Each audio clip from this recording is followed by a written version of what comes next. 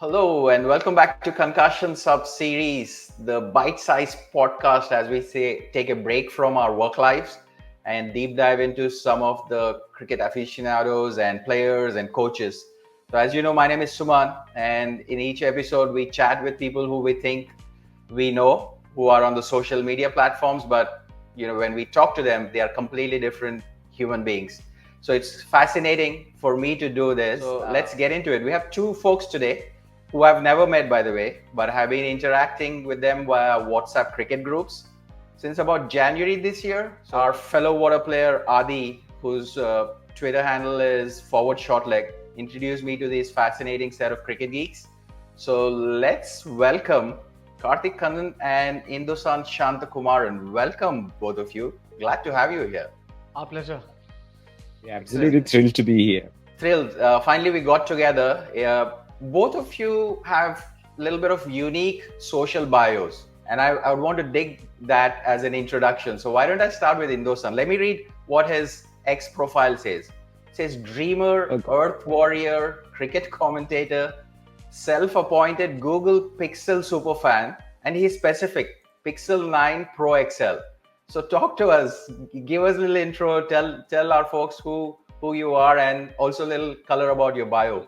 That's what I am, because I'm a sustainability professional, and I studied environment management a long time back, and I had the passion about or learning about, because I assisted a student from Durham University. He was in Sri Lanka doing a PhD on how cricket helps reconciliation.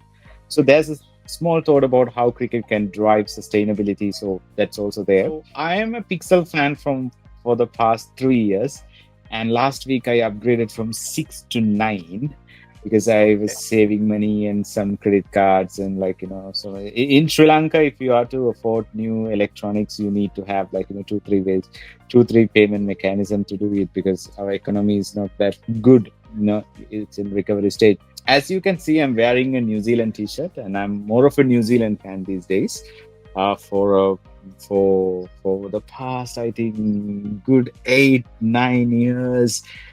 So it's been a long journey, and that's it. That's about me. And the cricket commentator title was something I'm very proud to have.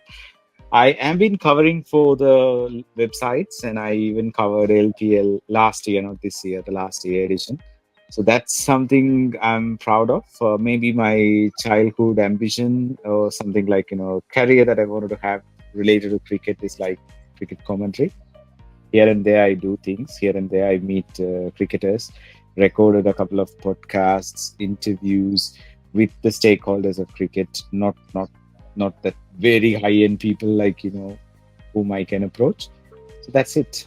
Kartik, let me read his bio up.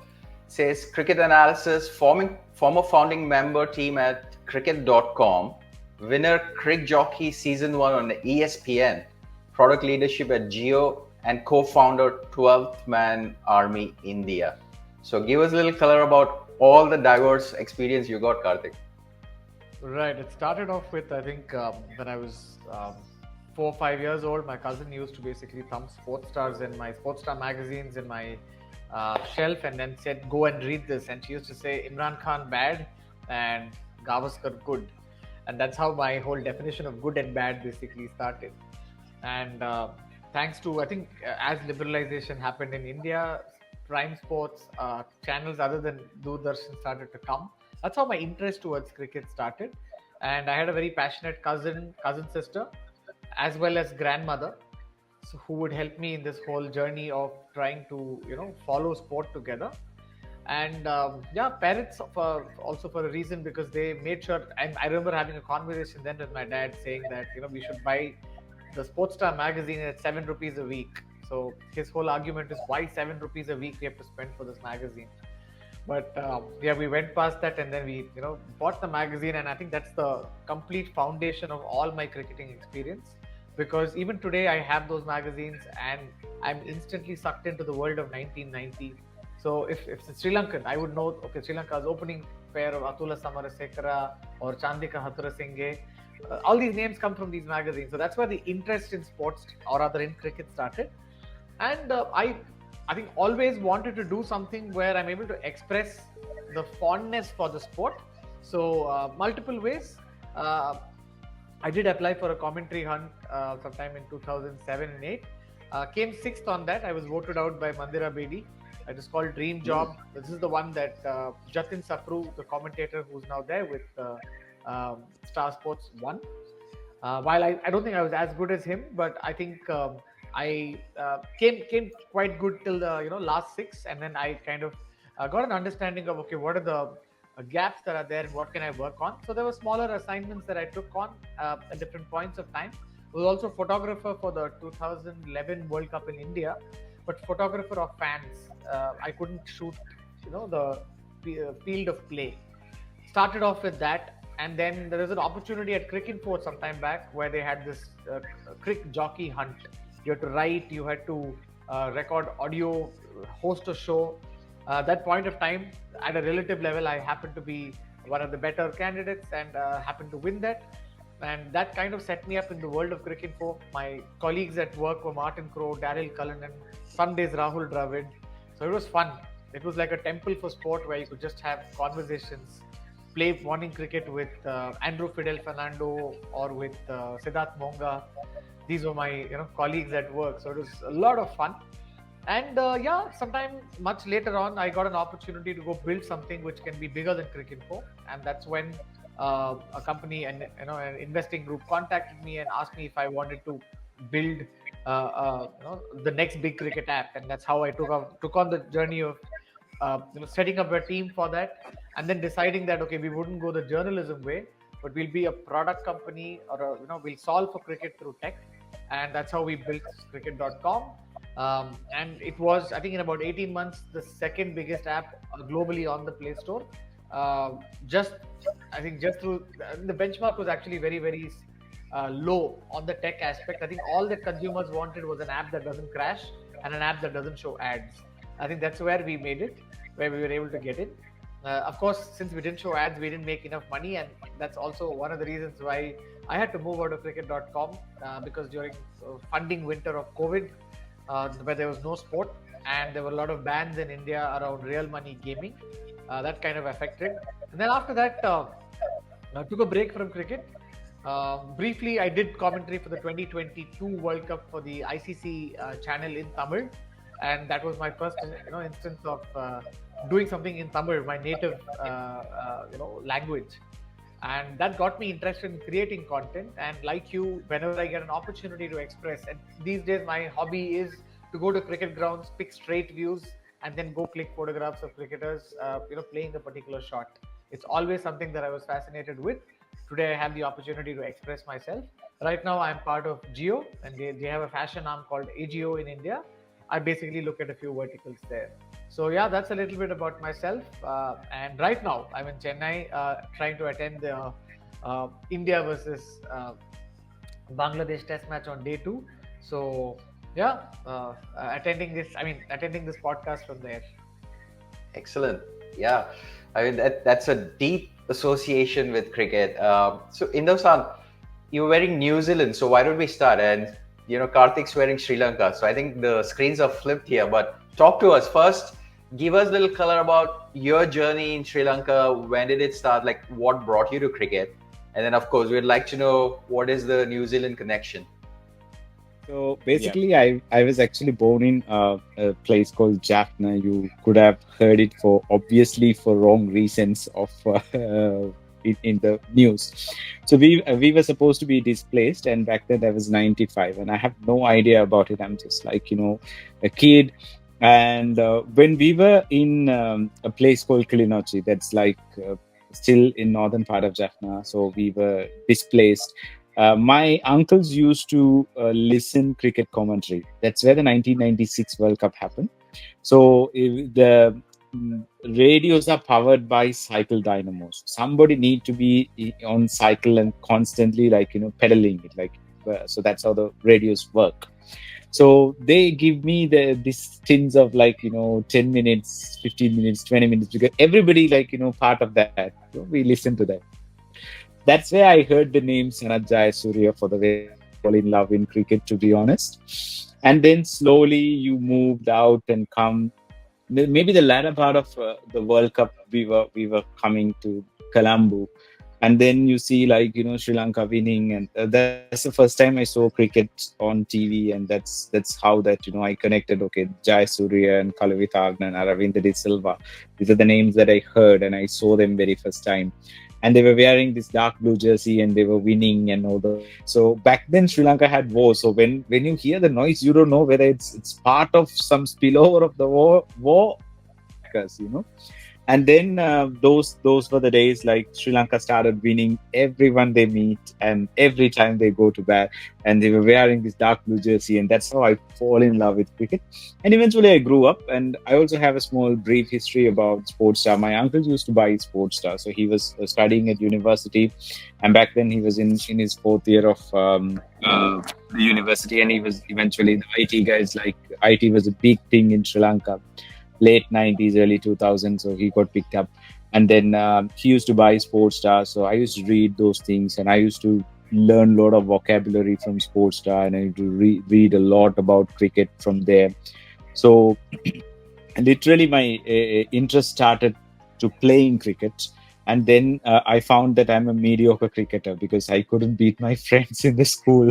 So every level beyond that point is like going to be really tougher than what you expect. So I thought of like, why can't I get another career out of cricket? So back then, like you see physios and commentators, nobody cricket was not the cricket that we see these days, right? So then I thought of like it was I need to become a cricket commentator. So that's where my journey started, and I was a diehard fan of Sri Lankan cricket team until 2015 when Sangha and Mahela went, and thereafter the board has a lot of mismanagement, a lot of issues, a lot of unwanted issues came with cricket and all these things. So slowly I drifted to New Zealand. Back then New Zealand was my second favorite team. They were nice, they were good. So how do you know Indosaan? Like how did you get associated with Indosaan, and how did that connection happen? Sometime around the Asia Cup. It's only through Twitter, because I went to Sri Lanka last year for the Asia Cup in end of August. And while I had gone there, I ended up, I think, talking with people on Twitter. And he was one of those people who I think was from Colombo, though I only went to Palekele in Kandy. So as I went there, I think that's when we exchanged some notes. And he was also doing some commentary for the Lanka Premier League, which I was tracking, because the tickets were not announced for the Asia Cup. It was announced very late because the PCB was managing it. And I remember at the Lanka Premier League, I was following the ticket page and they were selling tickets at 40 rupees, 37.5 rupees. So I was like, wow, 37.5 rupees for a grass bank seat. And, that's exactly how you should watch cricket. So I was having my eyes on Palekele, and that's how I noticed Indosaan on this thing. And I noticed that he was wanting to come to India for the World Cup. So then I told him, if you're actually looking to come to India for the World Cup, why don't you join us? We can help you with whatever planning you need. And that's when I had also initially set up 12th Man Army. It was not called 12th Man Army then. It was just a group of people who wanted to travel for the World Cup. It was called World Cup Travel. And that's how Indosaan came. And I think he liked the kind of attention we gave him at that point of time, because he got a lot of help. Indosaan came over here and we were trying to make sure that he attends the game in Chennai, which I think was the India-Australia game on October 8th. He came on, I think, 8th morning, but he had already booked a flight. He thought he will not get the tickets for the game, and he had booked a flight to Hyderabad. So I think we were just trying to help each other out in the whole travel bit. And I think then Indosaan revealed that he's also a Mumbai Indians fan. So that's how we got to know Indosaan. That's my journey in nutshell. So I started as a Sri Lankan fan, and then from post 2015, I drifted towards New Zealand because I love the way they played, and of course, Kane Williamson made a big impact.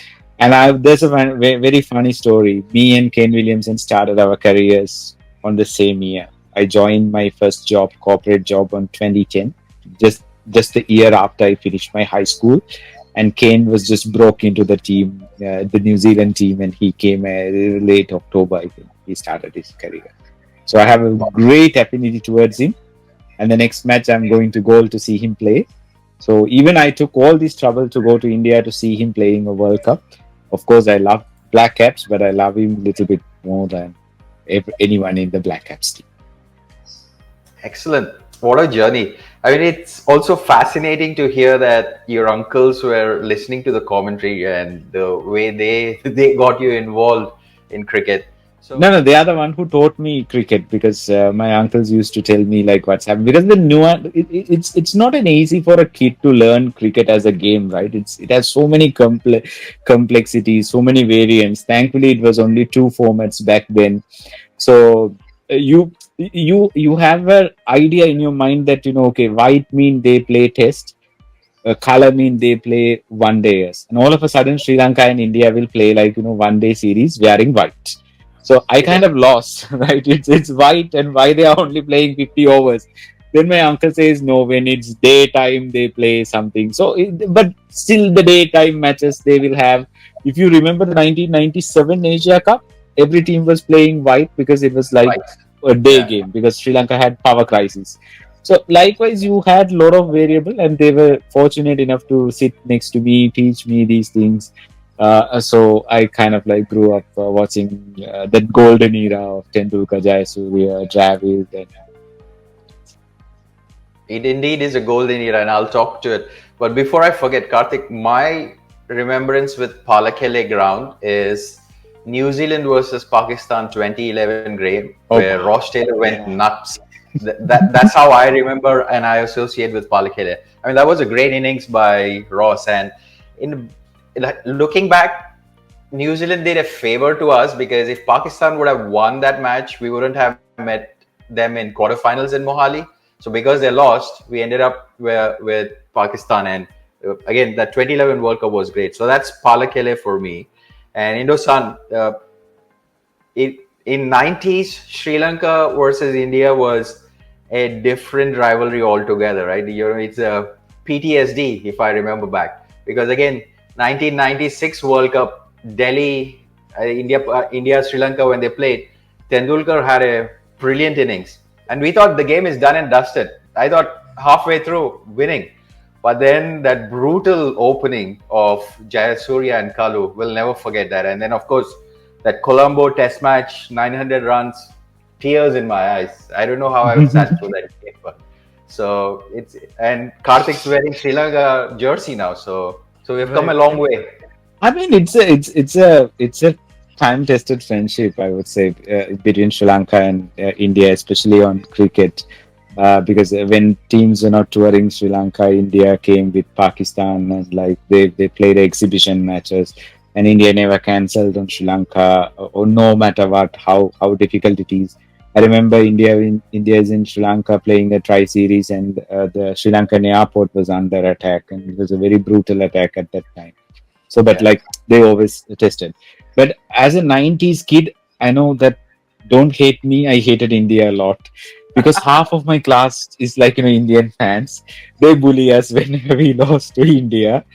And all those, you have these aunts and my cousin sisters, all of them love India because the Indian players look handsome, right? So they bully us when India wins and Sri Lanka loses. So as something, those days I really loved every time Sri Lanka beat India. Thankfully, as a child, I had very happy memories. And I remember that 97, that 952 match, because every Sri Lankan batter is scoring runs, and Sanath Jayasuriya batting for like days and days and days. As a cricket fan in 90s, because as a cricket fan you love Sanath Jayasuriya, you love batting, you love scoring runs, and you hate India. What sort of 2-3 days I would have been going through? I was like, wow. So every time you switch on the TV until you switch off Sanath Jayasuriya bats. The next day comes, it happens. It happens. So it was on a school holiday, right? So you could sit through and you could watch the entire match. Perhaps I watched ball by ball by ball, and that 500 odd India made was very very troublesome for me to sit through that for 1.5 days. But thankfully, like Sanath Jayasuriya had some other ideas. So likewise, we had all these things, and but like India did take revenge on us on 1999, 2003. Then we came back on India in 2007. I mean, I should say it was midnight when Murali trapped Dhoni on back foot, Dhoni. because I know when it's back foot, I know that it's going to be out, right? So because Dhoni just year ago blasted us off in Jaipur, right? That 183. It's a scar which we'll never forget. And then, like, India took revenge on us in 2011, because when it comes to the World Cup final, after Sachin Tendulkar got out, I wish I can go back and freeze the time. I forget everything what happened after that. I don't want to go through that again, right? Pretty Yeah. much like the 2019 World Cup final. So it's a very nice, lovely thing. And now, post IPL, and you grew up and you kind of like to Mumbai Indians. I am a big Rohit fan. I'm a big Surya fan, and I'm big Bumrah fan. And I really loved, and I wanted India to win that World T20, and I was so happy when India won it finally. I remember, I don't know how you all were facing when Surya was taking that catch. I was literally saying, for God's sake, take that, please. Yeah, that's how tables have turned. In fact, I do have a lot of Sri Lanka memories, pretty similar to what Indoosan said, because one of my neighbors was from Sri Lanka in Chennai. I used to live here in Chennai, back in the 90s. And he was a Sri Lankan Tamil who was also displaced. So he was also from Jaffna. And he used to tell me tales. And I just used to know that, okay, he used to come from Sri Lanka. And I used to bully him around, say, just like the way Hindusan says, right? Because those days we used to beat Sri Lanka very easily. And only once what happened, I think in August 93, when India went to Sri Lanka, we were finally beaten by Sri Lanka. One bad game at Ketarama where I think we, from 175 for 2, we got all out for 201 in a 204 chase. And I think the last game, 227 odd target, August 14th, 93. And I remember India, I know the commentators blamed it on the umpiring back then. But I think Sri Lanka were a very strong team to contend at home. And that's what I realized then. These guys are not to be taken lightly. And I realized that Sri Lanka beat South Africa also that year. They beat England also that year. So they were a very strong team at home. But when they used to go abroad, they weren't nearly as strong. So 1996 changed all that. And my friend by then had just moved from, Chennai to Negombo in Sri Lanka, where he was waiting for a year before he migrated to Canada. And I finally met my friend many years later in 2019 when he was getting married. And I flew to Jaffna. So I'm able to connect with the places that Indoosan's mentioned. My train crossed through Kilinochchi, and I went to Captain Prabhakaran's, otherwise ruined home. That whole area of Jaffna, Kankesanturai. So that way I'm able to connect with what Indoosan said. And I suddenly realized that as much as we have scars, even Indoosan has scars in terms of, the games that India has won. But of course, 1996 was for a lot of Indian fans, especially growing up then. A World Cup was very near us, especially after Tony Greig was shrieking in that first over, 1 for 2. You thought the game was done, dusted, but it wasn't the case. And that's when we realized that, it's never over until it's actually over. So switching gears, Kartik. So why don't we spend some time learning about the 12th Man Army India group? So you, of course, founded it. So give us context about what's the genesis of it, and again, what are you looking to achieve with that, and what's the group like? How many people? I think initially it was basically a college group. I come from this college called Great Lakes Institute of Management in Chennai. It's a place where people study their masters in business administration, MBA, PGPM. And we are a very ardent group of cricket fans. We've been having this group for the last, I think, 4 years or so. And there I said that, hey guys, there's a tournament that's happening in Sri Lanka. Does anybody want to travel? So we created a small offshoot of that, saying World Cup travel, and we opened it up to outside people too. I put it up initially for my own friends. Then I put it up on Twitter. The group became bigger. When I went to Asia Cup, I found more friends. And we again put it up more on Twitter. And people started getting added. And the whole objective then was to travel for the Asia Cup and to also travel for the World Cup. And given that the World Cup tickets or match schedule or information never came, we ended up bonding, trying to figure out, okay, which cities did we want to go to? What are the cities that are likely to get games? So there's so much of banter on World Cups that were happening there. And finally, when the World Cup tickets came, we realized that it's generally tough to get tickets. And here was the first time we saw, like, I was in Sri Lanka when the India-Pakistan tickets went on sale. And I was at the Colombo airport and I tried my best. I was with 3 devices, I was not able to get through. So I realized that somebody else had booked tickets and he said, Kartik, if you want, I'll book tickets for you. Give me your mobile number. And I gave my mobile number and I was like emotional that somebody booked a ticket for me while I was about to go board a plane, and it was an India-Pakistan match.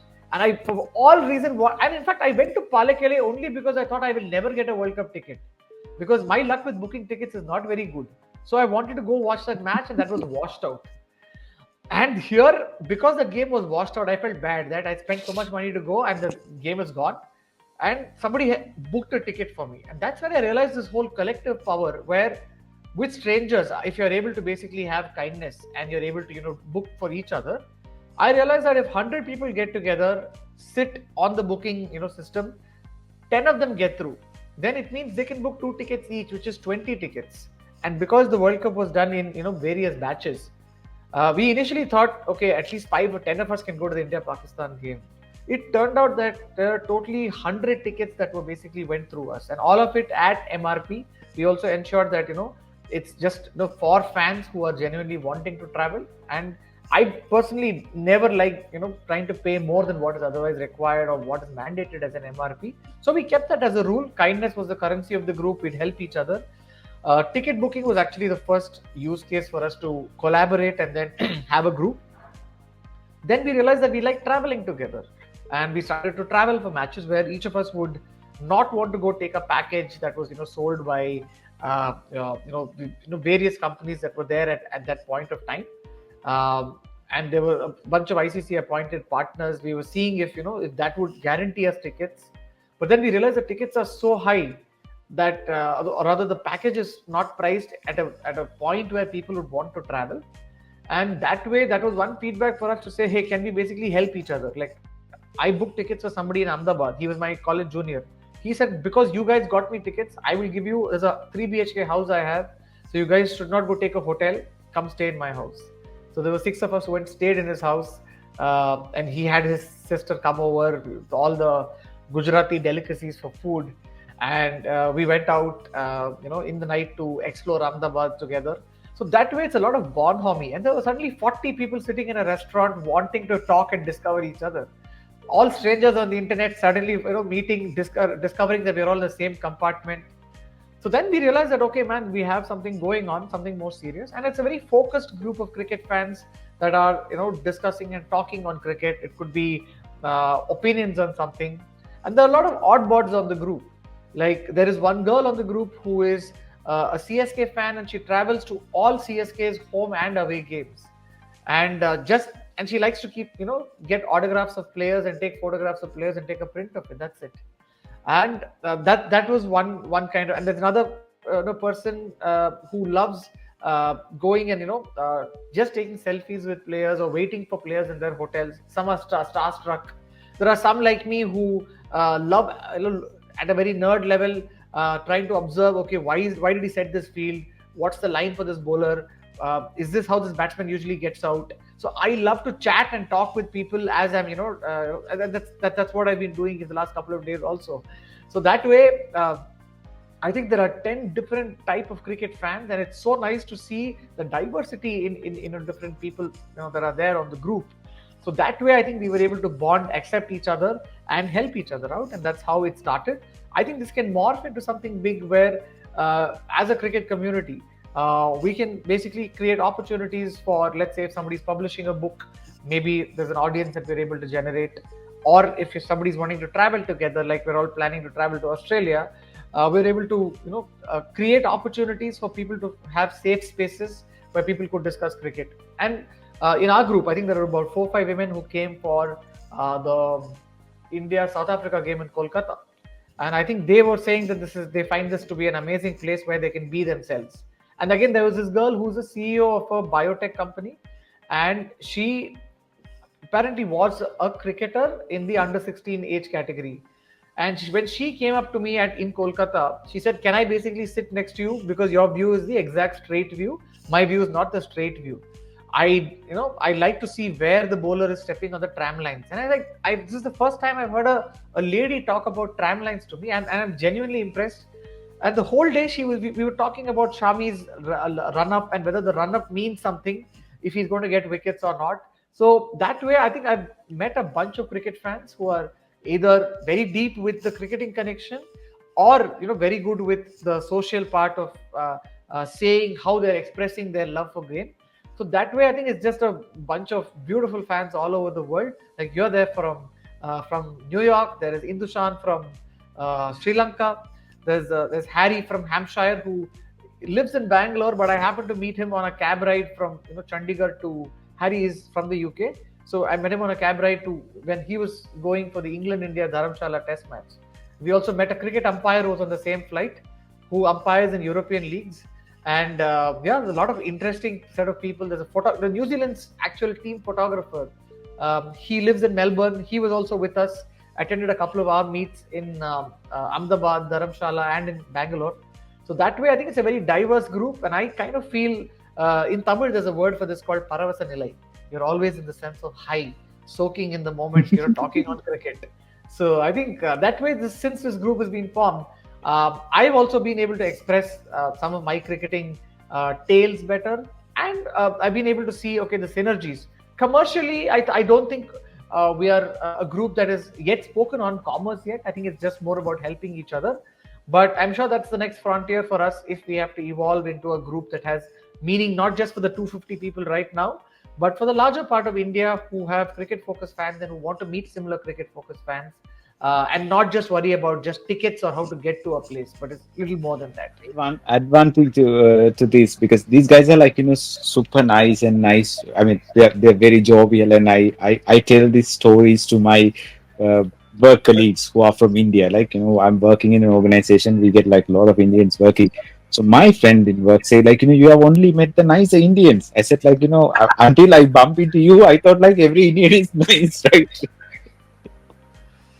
Yeah, it's so funny. And Kartik, that's a beautiful story. And I joined the group about 7 months ago when Aditya got me in, and I have been part of many cricket groups in the past 10, 12 years, and I barely lasted there because eventually I'm there for cricket. I'm there for a little bit of outside of work, outside of personal life. Need a break to think. I think that's what your group has done really well to maintain that sanity of just the game, right? Like you said, help with the tickets out, or read about a book, or somebody is really good at writing an article, encourage them to bring in. You have folks associated with cricket. I think that gives a lot of comfort for people who are in the group in keeping up with the game, and also just switching off from the work pressures and personal life situations. So keep that going, man. More power to you and your group. Right. Thanks, everyone. Excellent. So that is a good segue on the next question, right? These days, of course, from the time Indoosan, your uncles started following cricket to now, things changed from a social media point of view. And Kartik also touched upon the keeping it simple and keeping it authentic to the game. Like you've been, and you are starting to get into broadcasting commentary. So how do you strike that balance of keeping the game real, but also keeping up with the social media content? Because if you don't create a masala content these days, you don't last, you don't get the reach. So how do you strike that balance? Is there a formula? Because I mean I am more active on Facebook as well, because I write articles, and because I honestly, like, when I see something, I wanted to write about what I feel at that moment. I'm not really I mostly don't write much about like match reviews, or like what I felt or something like that. Perhaps like uh, if you could just see like I mean, I take a lot of pride when I wrote about Sanat Jayasuriya. He commented for my post, thank you, because I wrote about it, because Sanat Jayasuriya and Superman and Shaktiman are like very same, because they believe when you are on their side, you can beat the world. right? No, because they made you feel like even Sanat was like, Superman to us, because we believe that he's a superhuman. So those are the emotions that which I go through. I write about it because even when last week Surya's birthday was there, and very first time when I shared that the catch he took on the World Cup, because the videos of the other angle didn't come, right? Only the angle, one angle came, and people were like, the World Cup was dropped from South Africa, and various other comments. Like you always get it. So I was telling them only one answer. There are few players in the world.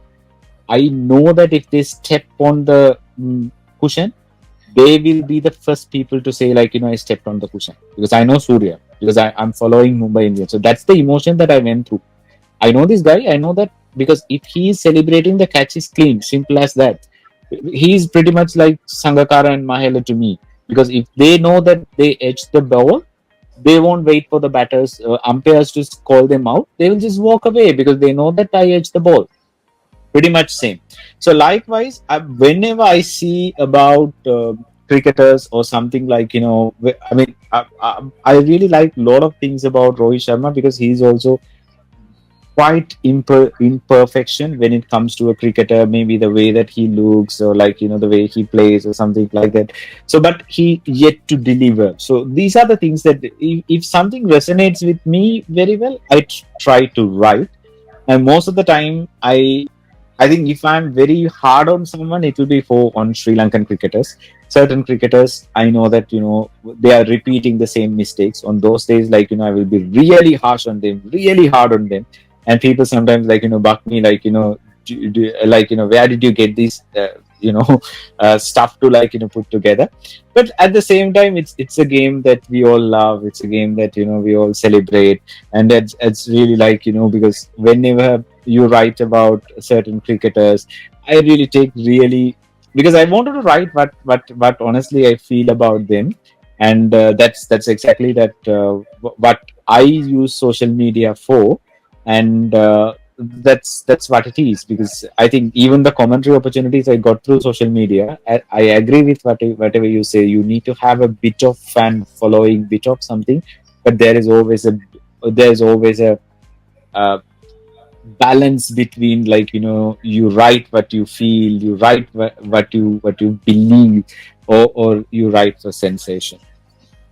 Yeah. And Kartik, do you have a view? Because you mentioned when you were part of the founding cricket.com, the benchmark was no ads and the app doesn't crash. But today, the benchmark is different. You need like followers, you need association with, quite core set of people. So how do you keep the authentic content, but also keep up with the trends which are going on socials? Right. See, at that point of time, social media wasn't something we wanted to go ahead and pick as an important area. And I'll tell you why. Now, to do social media, you need a bunch of people who are very deeply passionate about cricket, or who, let's say, Cricinfo social team.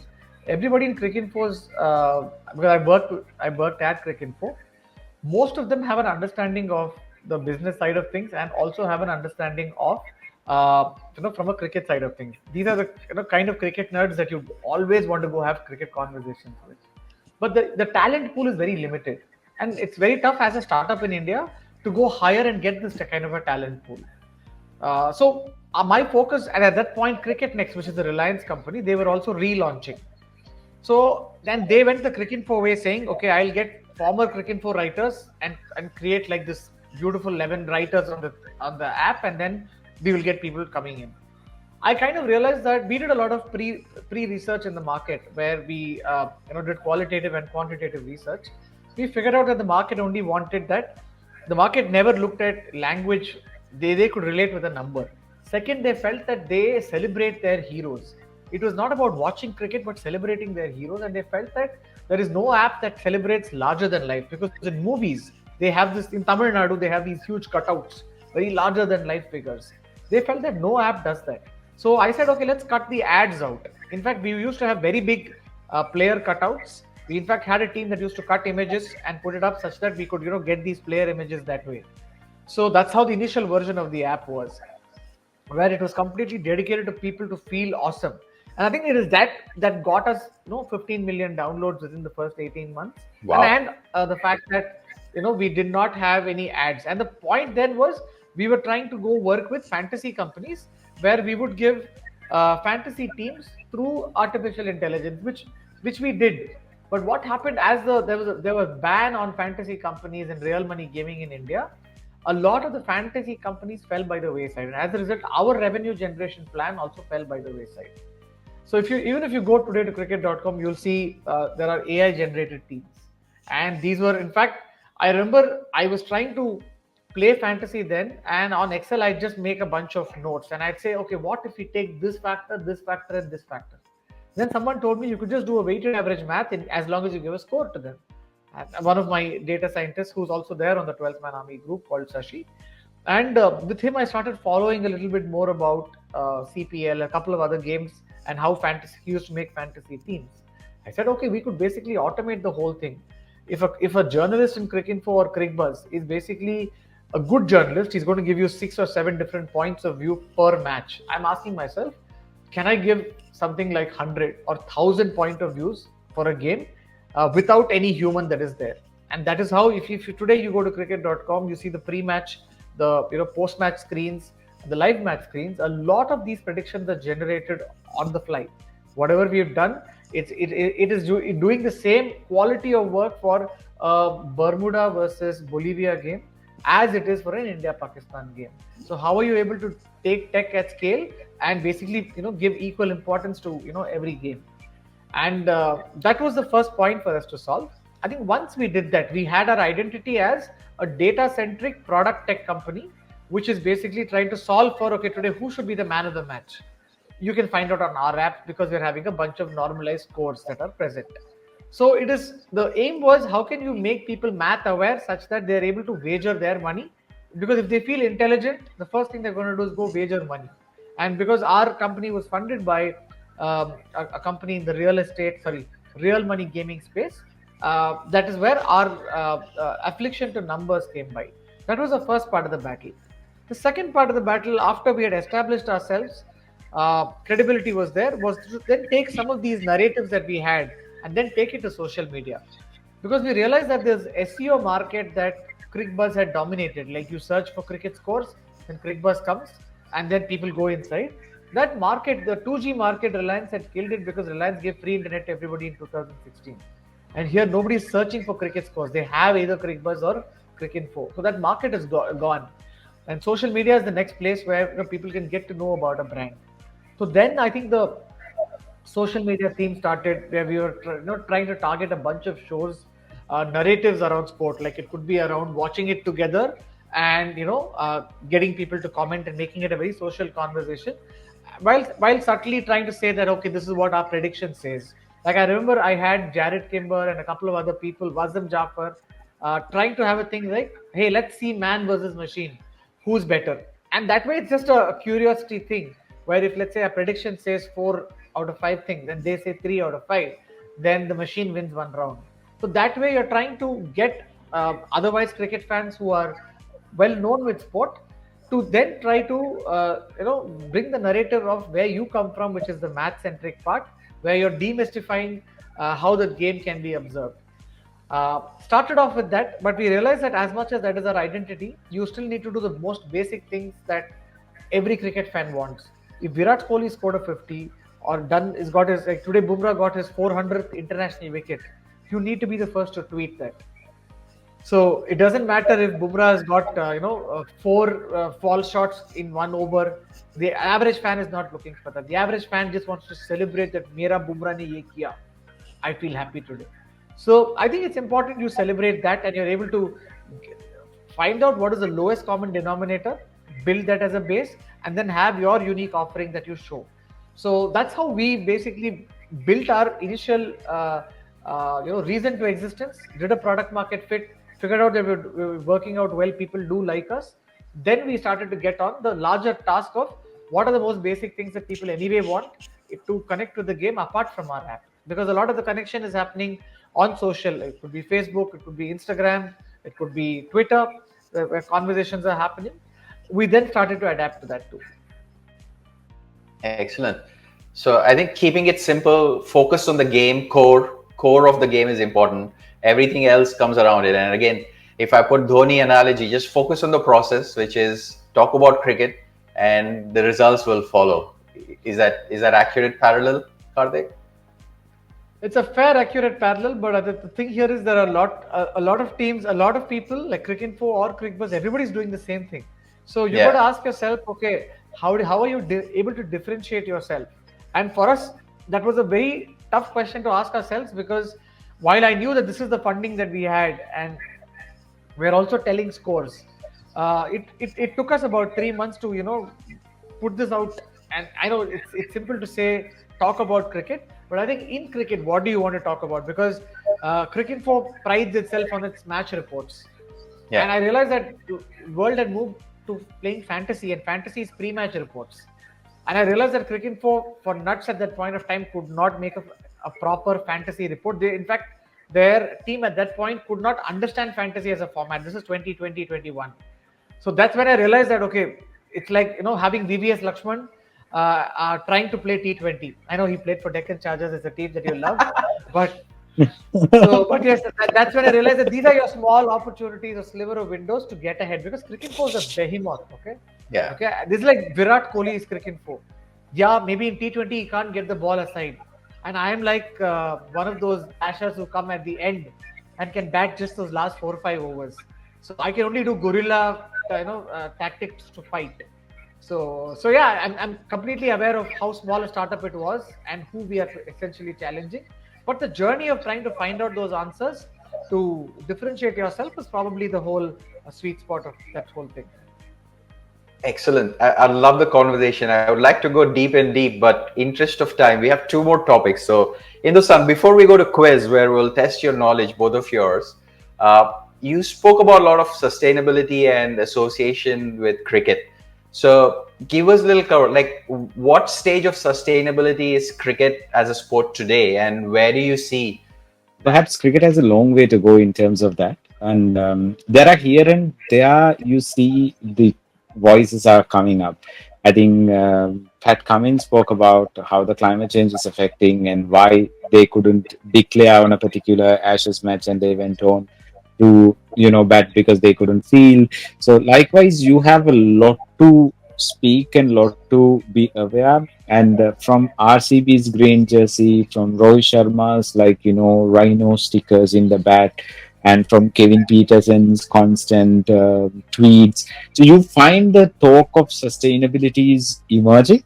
And I'm really good because cricket doing a lot of stuff on social sustainability in terms of South Africa is going through truth finding and nation building stuff, and then England is coming anti-racist policy, and Cricket Australia has launched a diversity policy. So these are the good things coming up. And there are countries who have already done it well, especially New Zealand, because you find Saudi or Rachin Ravindra or Devon Conway, Wagner. So they have a lot of way of accumulating players and doing. But in terms of environment sustainability, yeah, we have to go a long way. Um, because I've been telling you this with a very honest thing, but I can see that there are stadiums being built mostly on solar panel. So these are the new developments we want in cricket, because cricket is a game mostly played on even T20s or one days, and even now tests have been playing on day and night. So you need some electricity to give light to let the match happen. So these kind of things are coming up. So cricket may go a long way. Perhaps cricket can drive a lot of SDGs as well, because now Virat Kohli is. I know for one of his birthday, he partnered with a brand, and he was calling people to do sports and post the video about it. So likewise, they are all these players are larger than life. They have been celebrated as demigods, especially in subcontinent.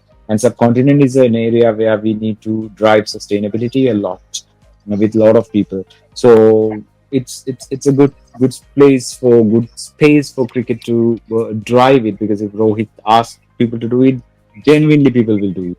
If in Sri Lanka, Sri Lankan team captain goes and say someone Coming to Mendes is now the darling of Sri Lanka. He asks something for people to do it, people will definitely do it. So these are the things I think we should focus on in terms of sustainability. Excellent. And Karthik, last question before we go to quiz. So we've seen the IPL franchisees of late starting to pick stake in county cricket and also the 100.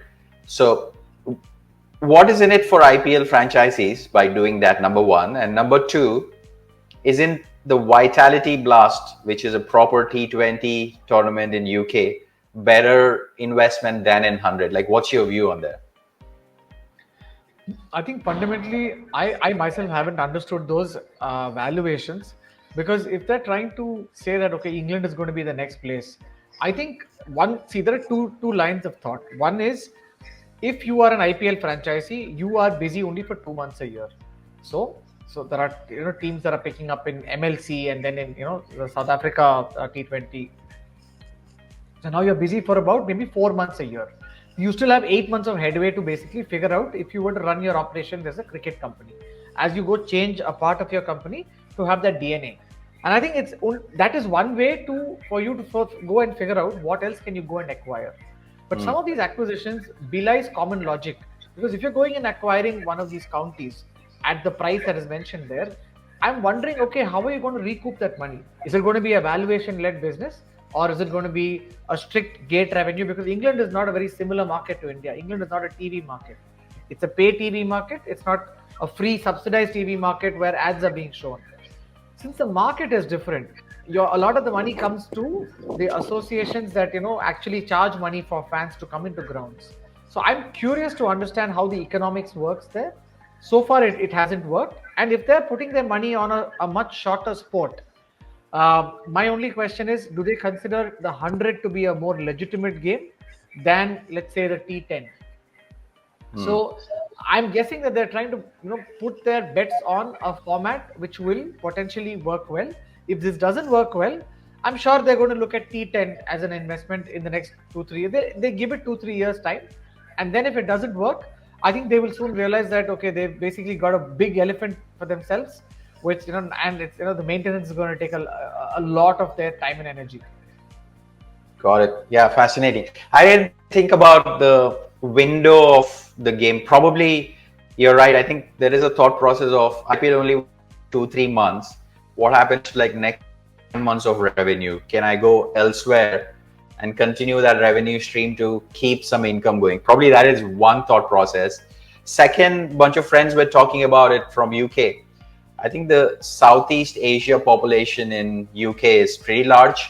So bringing an IPL association with a county game probably gives a little bit more vicinity and gives ECB and revenue stream, because Southeast Asians will go and watch county cricket now associated. That's another school of thought, but time will tell as to what will come out of these acquisitions.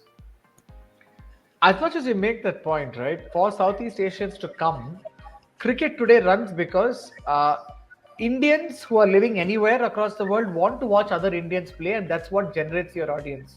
So unless BCCI even gives permission, otherwise you're going to have people with a pot belly like a Yusuf Pathan or somebody who's otherwise a retired cricketer 10 years down the line. Nothing against Yusuf the player, but I'm just saying somebody who's retired, who's not in prime fitness, they are going to be the people who are going to be ending up playing some of these leagues. Because we saw when Yuvraj played the Canada League, he was far from the fit Yuvraj that we've seen, for Mumbai Indians or for any of the Sunrisers or any of the teams that he's played for. So I've actually forgotten Yuvraj played for Punjab now. He's played for so many IPL teams that. Yes.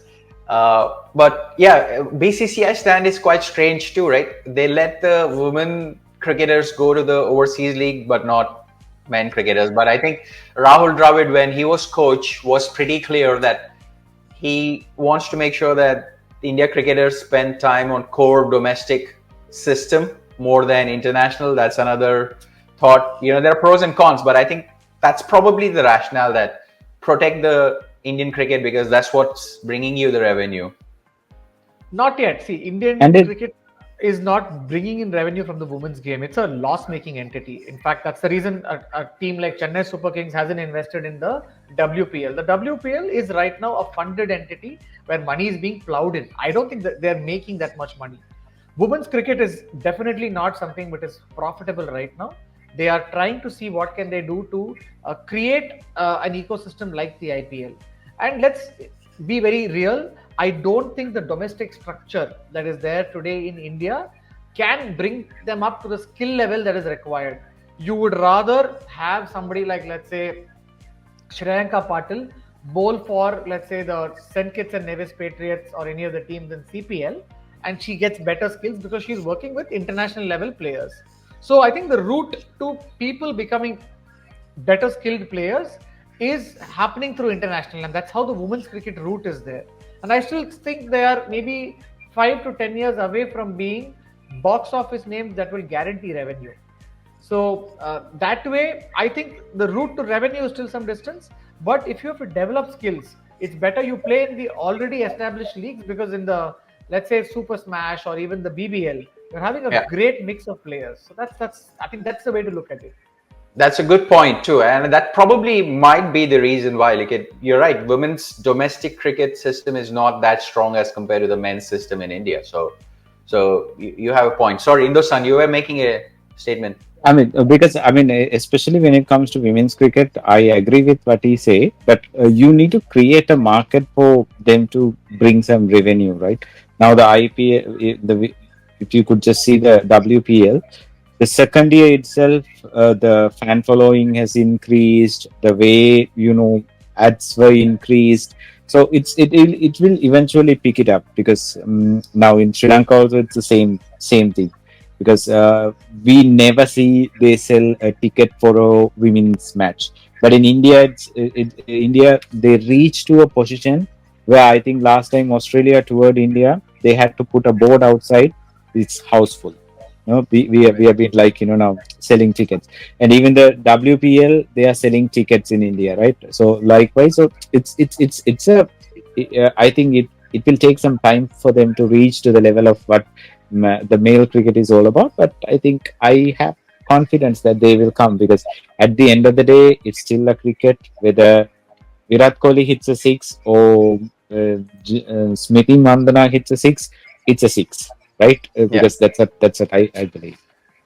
So that's how, as cricket fans, we see that, But the thing here is, for an average fan, see, as much as I would appreciate a leg spinner, the same for me, a Yuzvendra Chahal, or let us say a Radha Yadav, or any other bowler, I'm only going to see the skill level and then watch the game. But the way the system is run, see, even for Sri Lankan sport, because Sri Lanka performed very well right now this year, suddenly a lot more people are inspired to take up the sport. So your first goal is always skill building. If you're able to create an environment for skill building, people will watch. Once they start watching, you're then figuring out revenue streams. And I think the amount of money Jio has bid for the women's rights, there was a mathematical assessment that was put saying that the money that they put per match and the revenue that they make right now, there's a huge gap. But I think as you say, they are improving. But for that to break even, I still think we're about 5 years into getting there. Excellent, fascinating. Yeah, I really wish we could keep going, but I'm respectful of both of your times. It's late over there. So why don't we switch to fun segment of this? So we'll have 7 questions, Thala, for a reason. I'll let you guys figure out who will answer. But yeah, they should be interesting to test out your cricketing knowledge. So what do we do? We raise our hands. It's like a buzzer. You can answer. If you know the answer, just say the answer out. Okay. Who was the first cricketer to be dismissed LBW with the help of television replays? I think it was Shoaib Malik to Nuwan Zoysa, 2002.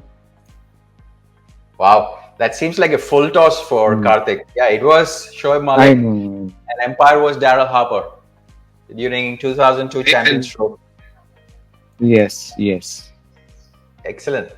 Okay, so we started with a full toss. So let's see if we have any in-swinging Yorkers. Ajit Wadekar was India's first men's captain in ODIs. Who was the first for India women one-day internationals? I'll go with Shanta Rangaswamy. Okay, Indoosan, do you want to give a shot before I get the answer? I think the eldest person, the seniorest person I know is Mithali Raj. So I don't know Indian women's cricketers beyond that point. Okay. Sorry about it.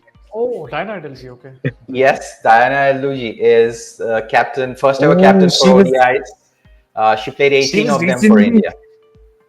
he was recently felicitated by ICC, no? Inducted to the Hall of Fame or something like that. No, she's a famous fast bowler. She was a part of the BCCI's restructured committee when the BCCI was going through a lot of strife. Awesome. She's also known to be pretty straight in terms of feedback, whether the team wins or lose. Probably that's how you heard her recently making some statements. Maybe. Okay, so that's 2 down. So let's see the next one. Who's the second highest run scorer in women's T20 for Sri Lanka after Chamari Athapattu? Is this wait, wait. I have two names. So is it Sashikala Sirivardhana? She used to be. Shashikala and Chamari are like record breakers in women's cricket. So you would be surprised Yes, with an since answer. Kartik, do you want to give a shot? I was about to say Induka Prabhudeshini, but I think I don't have an answer. Okay. It is. Yes. That's it. She's fast catching up. She's in 1463 runs in T20 internationals. Chamari is 3326. So she's got time in her hand, and I'm sure she'll give a run for the money on the top record soon. She is not related to Sadira Samara Vikrama, right? Or is she? No. It's pretty much the same story of your Bollywood Khans. But some of them are related, but here nothing. All right. Next one. Who was the first debutant to score a century for Sri Lanka? Brendan Kuruppu, 201. Brilliant. That's another full toss for Kartik. Indoosan, did you knew that? I don't know his runs, but I know it's Brendan Kuruppu. But like he jumped off with a gun, so Excellent. Oh, okay. All right. 5. Who was the first Sri Lankan bowler to take a hat trick in Test cricket? Nuwan Zoysa. Ravindra Pushpakumar. It was Zoysa. No. Versus I remember he played. He was the coach for Goa in India, so that's how I remember Nuwan Zoysa. But right. Okay. So both of them took it against Zimbabwe. That I know, but you see, that's why I'm having the Sri Lankan shirt on, man. I love my Sri Lanka trivia. Excellent. You know a lot of stuff. Darren Lehman. Why am I giving full toss to Kartik? There's no point. I didn't even read the question. He answered. Finish. That's brilliant. All right. Number 7. Let's see. Who was the bowler that dismissed Martin Crowe when he was 299? Don Anurasiri. Indoosan, give it a shot. Yeah. I also think it's him because he scored the 299 against Sri Lanka, no? Boom, I got you guys caught behind. It's Arjuna Ranatunga. Oh, okay. Oh. It was Hasan Tilakratne and Arjuna Ranatunga. Okay. But it was a very eventful match, that 299 that he scored. So, yeah. And Aravinda had a 267 in that match too. It was a high scoring match and ended up in a draw. So that brings us to funny the end. Thing is, there's a small trivia. Aravinda went out to meet his friends with his sister. Back then she was living in New Zealand. As you know about Arjuna Ranatunga, after the curfew time, you can't come back, right? So he stayed in his sister's place, almost awake. He didn't sleep. He came back. He sneaked into the room while Arjuna was busy with the preparation. He came and he played that knock. And because somebody has told, I think the other batter or someone told Aravinda, if you get out and go, Arjuna is waiting to have an inquiry on that. So Aravinda said, okay, only if I get out and let me stay. Brilliant. I think New Zealand also dished out a track that was apt for him to just stay at the wicket and then go. Yes. Aravinda De Silva, the legend. Yeah. Yes, he is. He used to be a really, really nice person. I met him last year. So He's Wow. very nice. Lucky for you. Mad Max, as they used to call him. He used to walk with the bat up on his Yeah, shoulder. Yeah. but the funny thing is, if you could just see this picture of him and me, I would be little bit taller than him because I was so surprised to see that person, that gigantic person you see on TV, and he was very nice, soft spoken, and he was superb. Nice, Excellent. nice. So, on that note, Kartik and Indoosan, really appreciate you guys making time. This was fascinating conversation. I'm sure we'll go deep in further conversations, but again, learned a lot. Thanks again. Keep whatever work you guys are doing going, and yeah, all the very best. And folks who are following us, thanks for watching. I hope you found it useful. Kartik and Indoosan, maybe we will do part two soon on another topic. Yeah, thanks. It So, was fun, man. And I see your daughter is behind, so wishing her a happy second birthday. Yes, thank you so much. oh Thank yeah, you. I never knew that. I never knew that. So I also wish her a very happy second birthday. Thank you so much, Indoosan. Very kind. All right. Thank you, chaps. Have a wonderful rest of the Friday and enjoy your weekends. See you So, around, man. Bye. Thanks. Catch you. see Bye. Bye. you.